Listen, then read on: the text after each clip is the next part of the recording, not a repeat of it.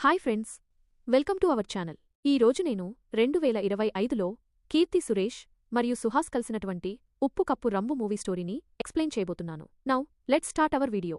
Voice ఓవర్లో రానా దగ్గుపాటి వాయిస్తో చైత్రగిరి అనే రాజ్యంలో చాలా కరువులు రావడంతో రాజు చాలా బాధపడుతూ ఉండగా అతని దగ్గరికి ఒక స్వామీజీ వచ్చి, మనం భూమి నుంచి ఎన్నో తీసుకుంటూ ఉంటాం, కాని తిరిగి మనం భూమికి ఏవీ ఇవ్వం. ఇక నుంచి మీ రాజ్యంలో ఎవరు చనిపోయినా మీ రాజ్యానికి ఉత్తరం దిక్కున పాతిపెట్టండి అని చెప్పి వెళ్తాడు. దాంతో రాజు అలా చేయించడంతో అప్పట్నుంచి బాగా వర్షాలు పడుతూ ఉండడంతో వాళ్ల రాజ్యం చాలా పచ్చగా సస్యశ్యామలంగా ఉంటుంది.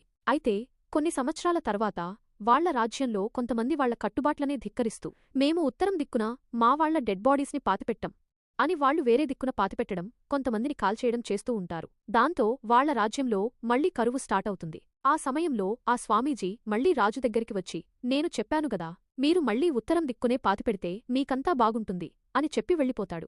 దాంతో అందరూ కూడా చాలా భయపడిపోయి మళ్లీ ఈసారి నుండి అందరూ కూడా డెడ్ బాడీస్ని ఉత్తరం దిక్కునే పాతిపెడుతుంటారు.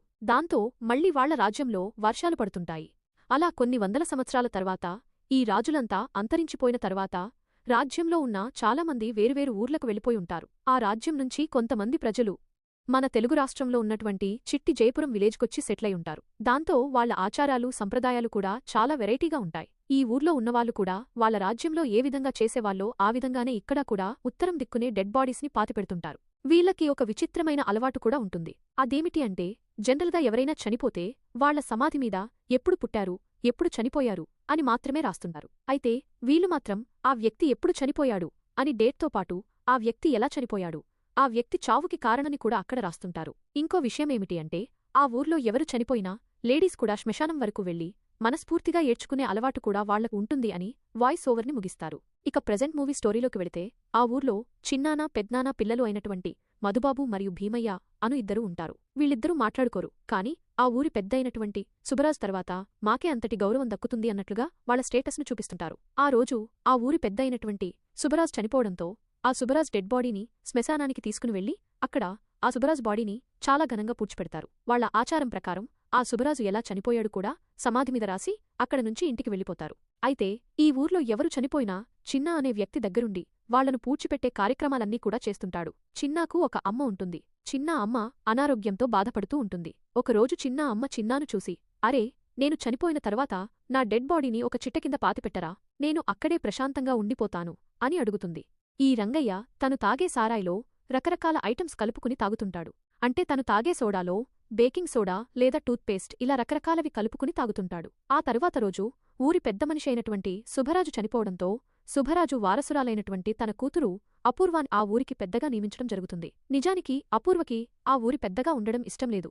కాని తన అమ్మ మాత్రం ఊరి పెద్దగా ఉంటే ఆ గౌరవం చాలా మంచిగా ఉంటుంది, ఊర్లో అందరూ కూడా మన కుటుంబాన్ని చూసి మంచిగా గౌరవిస్తారు అని చాలా బలవంతంగా అపూర్వాని ఒప్పిస్తుంది.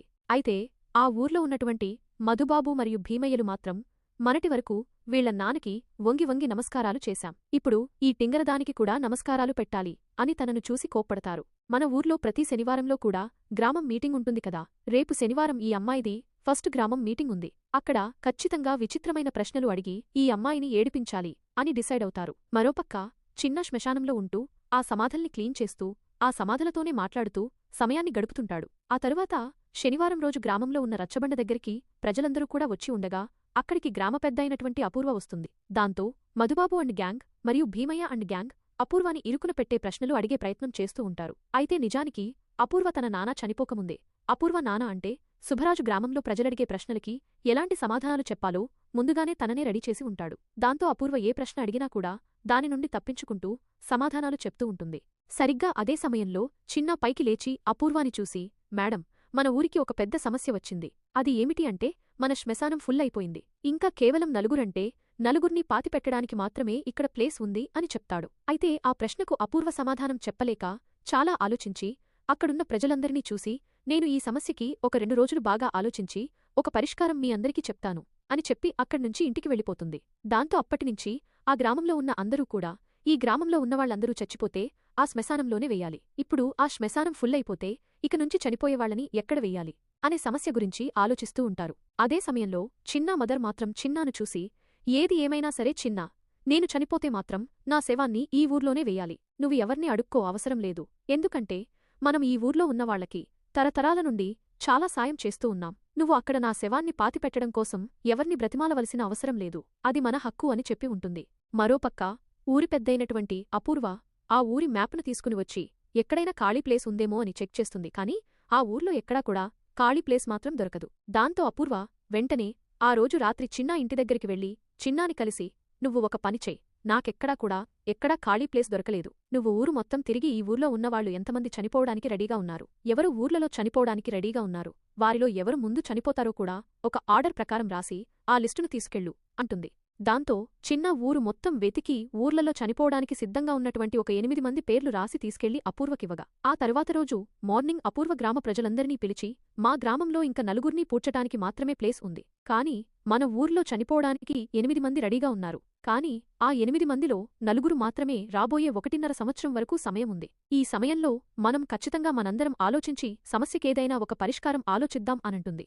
సరిగ్గా అదే సమయంలో అక్కడున్న మధుబాబు వెంటనే అపూర్వను చూసి, మన శ్మశానంలో నలుగుర్నీ పాతిపెట్టడానికి ప్లేస్ మాత్రమే ఉందన్నావు. కాని ఇక్కడ లిస్ట్లో 8 మంది పేర్లు రాశావు. మీరు ఏం చేస్తారో నాకు తెలీదు. మా వంశానికి చాలా చరిత్ర ఉంది. మా తాతను మాత్రం ఖచ్చితంగా ఈ ఊర్లోనే పాతిపెట్టాలి. మిగతా 3 మీ ఇష్టమని అంటాడు. సరిగ్గా అదే సమయంలో అక్కడున్న భీమయ్య కూడా అపూర్వను చూసి, అసలు ఈ ఊర్లో ఉన్న శ్మశానానికి భూమి దానం చేసిందే మా వంశానికి సంబంధించిన మా పెద్దలు. అలాంటిది మాకిక్కడ గౌరవం లేదా? నా శవాన్ని కూడా ఇదే ఊర్లో పాతిపెట్టాలి అని గొడవ చేయడం మొదలుపెడతాడు. ఇదంతా చూస్తున్నటువంటి అపూర్వ, వీళ్ళేంటి సమాధుల దగ్గర కూడా వంశ పరువు ప్రతిష్టలను మాట్లాడుతున్నారు అని షాకయి ఆశ్చర్యంగా చూస్తూ ఉంటుంది. ఇదే రోజు రాత్రి చిన్నా కూడా అపూర్వను కలిసి, మా అమ్మకు అనారోగ్యం బాగోలేదు. మా అమ్మకు ఎప్పటినుంచో ఒక కోరిక ఉంది. తన శవాన్ని కూడా ఇక్కడే పాతిపెట్టాలి అని ఎప్పుడూ కూడా తను చెప్తూ ఉంటుంది. మీరు ఎలాగైనా మా అమ్మకు కూడా ఇక్కడ ఒక శ్మశానంలో ప్లేస్ వచ్చేలాగా చూడండి అని వేడుకుంటాడు. అయితే అపూర్వ బాగా ఆలోచించి, శ్మశానంలో మిగిలి ఉన్న 4 ప్లేస్లని ఎవరికి పడితే వాళ్లకి ఇవ్వలేము. ఊర్లో లాటరీ వేసి ఎవరికొస్తే వాళ్లకే ఇస్తాము అని చెప్పి గ్రామంలో ఉన్నవాళ్లందర్నీ కూడా రచ్చబండ దగ్గరికి పిలిచి అక్కడ లాటరీ తీస్తుంది. ఆ లాటరీలో మొదటి 2 పేర్లు గ్రామంలో ఉన్న 2 లేడీస్ పేర్లు రాగా, 3వ పేరుగా మధుబాబు వాళ్ల తాత పేరు రావడంతో మధుబాబు చాలా సంతోషిస్తుంటాడు. చివరగా 4వ చిట్టీని తీయగా ఆ 4వ చిట్టీలో భీమయ్య పేరు వస్తుంది. కాని అపూర్వ మాత్రం భీమయ్య పేరు చెప్పకుండా చిన్న అమ్మ అయినటువంటి కొండమ్మ పేరు చెప్పడంతో చిన్న చాలా హ్యాపీగా ఫీలవుతాడు. ఆ రోజు రాత్రి మధుబాబు వాళ్ల తాత పేరు వచ్చిందని చాలా గ్రాండ్గా ఊర్లో ఉన్న వాళ్లందరికీ కూడా పార్టీ ఇస్తూ, అక్కడున్న వాళ్లందరికీ కూడా తన సొంత సారాయిని కాయిస్తూ పార్టీ ఇస్తూ ఉంటాడు. అదే సమయంలో ఆ ఊర్లో రంగయ్య అనే ఒక తాగుబోతు ఉన్నాడని చెప్పుకున్నాం కదా. ఆ రంగయ్య కూడా ఆ పార్టీ దగ్గరికి వెళ్లి, మందు చాలా లైట్గా ఉంది, దాన్ని బాగా స్ట్రాంగ్ చేయాలి అని ఎక్కడైతే మందు కాస్తున్నారో అక్కడికి వెళ్లి తన చేతికి దొరికినటువంటి బొగ్గులు, చెప్పులు, లైటు ఇవన్నీ వేసి కలిపేస్తాడు. అయితే అక్కడ ఉన్నవాళ్లందరూ కూడా ఈ రంగయ్యకి ఎక్కువైంది అని రంగయ్యని అక్కడి నుంచి పక్కకి తీసుకుని వెళ్లగా, సరిగ్గా అదే సమయంలో మందు సర్వ్ చేస్తున్న వ్యక్తి అక్కడికి వచ్చి, చెత్తేంటి మందులో ఉంది, ఇది ఏదో కొత్త వెరైటీ మందేమో అనుకుని ఆ మందునే తీసుకుని వెళ్లి పార్టీకి వచ్చిన వాళ్ల అందరికీ కూడా సర్వ్ చేస్తాడు. కట్ చేస్తే ఆ తర్వాత రోజు ఆ మధుబాబు ఇచ్చిన పార్టీలో మందు తాగిన వాళ్లు 4 చనిపోవడంతో ఊర్లో ఉన్నవాళ్లందరూ కూడా ఆశ్చర్యపోతారు. ఇంతకుముందు వాళ్ల శ్మశానంలో 4 ప్లేస్లను కూడా ఊర్లో ఉన్నవాళ్లకు లక్కీ డ్రా తీసి మరీ ఇచ్చుంటారు కదా. ఇంటి ఆపద పడుతున్నావు, నేను ఏదో సరదాగా అన్నాను, చనిపోయిన తర్వాత ఎక్కడ పాతిపెట్టి నేను మాత్రం చూస్తున్నానా, నువ్వు నా మాటలేమీ పట్టించుకోకు అంటుంటుంది. రోజు అర్ధరాత్రి సమయంలో చిన్నా మళ్లీ శ్మశానం దగ్గరికి వెళ్లి వాగు అంతా వెతుకుతూ ఉండగా పొరపాటున అక్కడ ఒక ప్లేస్ ఖాళీగానే ఉంటుంది. అది చూసినటువంటి చిన్న, ఖచ్చితంగా ఈ ప్లేస్లోనే అమ్మను పాతిపెట్టాలి అని, ఈ ప్లేస్ని ఇలా వదిలేస్తే ఎవరో కూడా వాళ్ల రిలేటివ్స్ బాడీని ఇక్కడ పాతిపెట్టి వేస్తారు అని, అది ఖాళీగా ఉండకుండా ఒక డమ్మీ శిలాఫలకం తీసుకొచ్చి దానిమీద ఒక డమ్మీ పేరును కూడా రాసి అక్కడ పాతిపెట్టి వెళ్లిపోతాడు. ఆ తరువాత రోజు అపూర్వ మరియు చిన్న వాళ్ల గ్రామానికి సరిహద్దుల్లో ఉన్నటువంటి గ్రామాల దగ్గరికి వెళ్లి, మాకు కొంచెం పొలం కావాలి అని అడుక్కుంటూ ఉంటారు. కాని ఎవరూ కూడా వాళ్లకి పొలం అమ్మడానికి సిద్ధంగా ఉండరు. అలా ఫైనల్గా వాళ్లొక గ్రామానికి వెళ్లగా గ్రామ పెద్ద అపూర్వను చూసి, మీకు మేము 1 ఎకరం అమ్మడానికి మేము సిద్ధంగా ఉన్నాం, కాని ఆ ఎకరానికి మీరు ₹1,00,000 ఇస్తే మాత్రమే ఆ ఎకరాన్ని అమ్ముతాము అంటాడు. దాంతో అపూర్వ మరియు చిన్న ఆ ఎకరానికి ₹1,00,000 అంటూ భయపడి అక్కడి నుంచి వెళ్లిపోతారు. అలా ఊరికి తిరిగి వచ్చినటువంటి అపూర్వ గ్రామస్తులందరినీ కూడా మళ్లీ రచ్చబండ దగ్గరికి పిలిచి, మా గ్రామంలో ఉన్న శ్మశానానికి ఒక పరిష్కారాన్ని కనుగొన్నాను. మన శ్మశానంలో 100 సంవత్సరాలకు పైబడినటువంటి సమాధులు చాలా ఉన్నాయి. అసలు ఆ సమాధులు ఎవరూ కూడా ఎవరికీ తెలియదు. సో ఆ సమాధులన్నిటినీ తవ్వి ఆ సమాధులలో ఉన్న అవశేషాలన్నిటినీ కూడా బయటికి తీసి వాటికి సంప్రదాయబద్ధంగా పూజలు చేసి వాటిని ఒకే సమాధిలో పూడ్చిపెట్టేద్దాం. దాని ద్వారా కొంత ప్లేస్ మనకు వస్తుంది అంటుంది. ఇంతకుముందు ఆ రోజు రాత్రి చిన్న తన అమ్మకోసం మళ్లీ శ్మశానంలో ఒక ప్లేసును చూసి అక్కడ ఒక డమ్మీ శిలాఫలకాన్ని పెట్టాడు కదా. ఇప్పుడు అక్కడ 100 సంవత్సరాలకు పైబడినటువంటి సమాధులు చూడ్డానికి వస్తున్నారు అని తన డమ్మీ శిలాఫలకం పెట్టిన ప్లేస్లో కూడా ఒక చనిపోయిన రీజన్ రాయాలి అని ఏదో ఒక రీజన్ రాస్తూ ఉంటాడు. ఆ అర్ధరాత్రి సమయంలో తాగుబోతు రంగయ్య కూడా తాగి శ్మశానం దగ్గరికి వస్తాడు. అలా అర్ధరాత్రి సమయంలో శ్మశానం దగ్గరికి వచ్చినటువంటి తాగుబోతు రంగయ్య అక్కడున్నటువంటి చిన్నాను చూసి అది దయ్యమేమో అనుకుని చాలా భయపడిపోతాడు. దాంతో చాలా భయపడిపోతూ ఊర్లోకి వెళ్లి ఒక పిచ్చి పట్టినవాడిలాగా ప్రవర్తిస్తూ ఉంటాడు. దాంతో భీమయ్య వెంటనే ఆ ఊర్లో ఉన్న పంతులు అయినటువంటి షణ్ముగం దగ్గరికి వచ్చి ఎందుకు ఈ వ్యక్తి ఇలా ప్రవర్తిస్తున్నాడు అనాడగ్గా దానికి షణ్ముగం సమాధానం చెప్తూ ఏమీ లేదు. నిన్న పంచాయతీలో మీరు మీ వంశానికి సంబంధించిన వాళ్ల సమాధులు తవ్వాలని ఆలోచిస్తున్నారు కదా, అది వాళ్లకిష్టం లేదు. అందుకే ఒక ఆత్మ బయటికొచ్చి తాగుబోతు రంగయ్యలోకి ప్రవేశించింది. మీరు ఆ సమాధల్ని తవ్వితే మాత్రమే ఆత్మలు బయటికొచ్చి మీ అందరికీ కూడా చాలా ఇబ్బందుల్ని చేకూరుస్తాయి అంటాడు. దాంతో భీమయ్య ఆ సమాధల్ని తవ్వకూడదు అని గ్రామంలో ఉన్న అందరికీ కూడా చెప్పి వెంటనే తన వంశానికి చెందినటువంటి సమాధలన్నిటికీ కూడా ఒక రెడ్ కలర్ పెయింటింగ్ వేయమని చెప్పాడు. అది చూసిన మధుబాబు అండ్ గ్యాంగ్ కూడా మా వంశమేమి తక్కువ కాదు, మా వంశానికి సంబంధించిన సమాధలన్నిటికీ కూడా బ్లూ కలర్ వేయండి అని చెప్తాడు. అలా శ్మశానంలో ఉన్న సమాధలన్నిటికీ కూడా రకరకాల రంగులు వేసి ఉండడంతో అది చూసినటువంటి చిన్న ఆశ్చర్యపోతుంటాడు. ఎందుకంటే అన్నిటికీ రంగులు వేసి ఉంటారు కాని తను పెట్టినటువంటి డమ్మీ సమాధికి మాత్రం ఎవరూ రంగు వేసి ఉండరు. దాంతో చిన్న రాత్రి సమయంలో ఆ శ్మశానానికి వెళ్లి తను పెట్టినటువంటి డమ్మీ సమాధికి ఆ మధుబాబు వాడినటువంటి బ్లూ రంగునే వేసి వెళ్తాడు. అయితే పొరపాటున ఆ తర్వాతి రోజు ఉదయం మధుబాబు మనుషులు శ్మశానానికి వెళ్లగా ఆ మధుబాబు అండ్ గ్యాంగ్ వాళ్ల వంశానికి సంబంధించిన సమాధులకు ఉదయం పూట పెయింటింగ్ వేసి ఉంటారు. ఆ తర్వాతి రోజు ఉదయం మధుబాబు గ్యాంగ్ శ్మశానంలోకి వెళ్లినప్పుడు వారికి సరిగ్గా చిన్న పాతిపెట్టినటువంటి డమ్మీ సమాధికి వేసి ఉన్న రంగు వాళ్ల బట్టలకు అంటుకుంటుంది. అది ఇంటికొచ్చినప్పుడు చూసుకున్నటువంటి మధుబాబు మనుషులు మధుబాబుని చూసి మేము నిన్న ఉదయం మన వంశానికి సంబంధించిన సమాధులన్నిటికీ కూడా బ్లూ రంగు వేశాం, కాని ఈ రోజు ఉదయం మేము శ్మశానానికి వెళ్ళినప్పుడు ఏదో ఒక సమాధి నుంచి మాకు పెయింటింగ్ అంటింది, అది కూడా మన వంశానికి సంబంధించినది. అంటే ఎవరో మన వంశానికి సంబంధించిన రంగు వాళ్ల సమాధికి కూడా వేసుకున్నారు. ఆ సమాధి మీద ఎటువంటి ఇంటి పేరు కూడా లేదు అని గొడవ చేస్తుంటారు.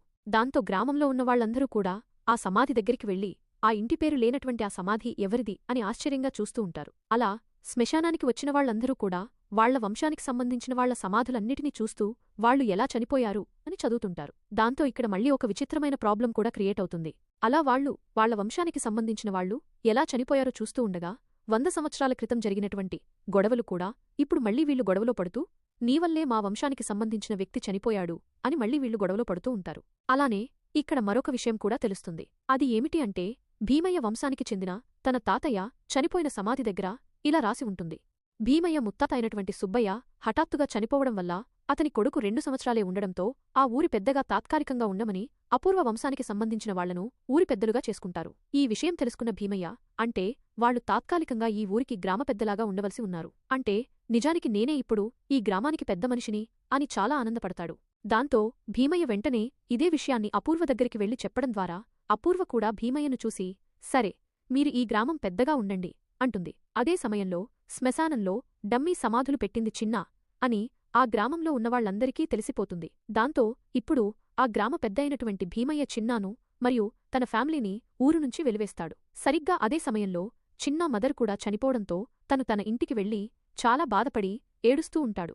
అలా తన అమ్మ చనిపోయింది అని చిన్న చాలా బాధపడి ఏడుస్తూ చిన్నప్పుడు తన అమ్మ తనకు చెప్పిన కష్టమైన మాటలను గుర్తుచేసుకుంటాడు. అవేమిటి అంటే చిన్నా మదర్ చిన్నాను చూసి నువ్వు ఎప్పుడూ కూడా లైఫ్లో భయపడకూడదు, నువ్వు భయపడితే నువ్వు ఓడిపోతావు. మనం లైఫ్లో ఓడిపోవడానికి 3 ప్రధానమైన కారణాలు ఉన్నాయి. నీ కోపం, మనం అనవసరంగా ప్రతి చిన్న విషయానికి కూడా కోపపడుతూ ఉంటాం, ఆ కోపం వల్లే నువ్వు ఓడిపోతావు. నీ భయం, నువ్వు ప్రతిదానికి ప్రతి చిన్నదానికి కూడా భయపడుతుంటే నువ్వు ఓడిపోతావు. నీ గర్వం, అంటే నువ్వు ఇంతవాడిని అంతవాడిని అని గర్వపడుతూ ఉంటే ఖచ్చితంగా నువ్వు ఓడిపోతావు అని ఆ చిన్నా మదర్ చిన్నాకు చెప్పి ఉంటుంది. ఆ మాటలను గుర్తు చేసుకున్నటువంటి చిన్నా మన గర్వమే మనల్ని ఓడిపోయేలాగా చేస్తుంది అని ఆ మాటనే పదే పదే అంటూ ఉంటాడు. మరో పక్క భీమయ్య మరియు మధుబాబు ఇద్దరూ కూడా ఇప్పుడు శ్మశానంలో ఒకే ఒక్క ప్లేసుంది, ఆ ప్లేసును ఖచ్చితంగా ఎలాగైనా వేలంపాటలో మనమే పాడాలి అనుకుంటూ ఉంటారు. కట్ చేస్తే ఆ తరువాతి రోజు ఉదయం శ్మశానంలో మిగిలి ఉన్న ఏకైక ప్లేస్ కోసం మధుబాబు మరియు భీమయ్య ఇద్దరూ కూడా చిన్నా తన అమ్మని ఎక్కడ పూడ్చిపెడతాడు. మన శ్మశానంలో అప్పుడు ఒక ప్లేసుంది కదా,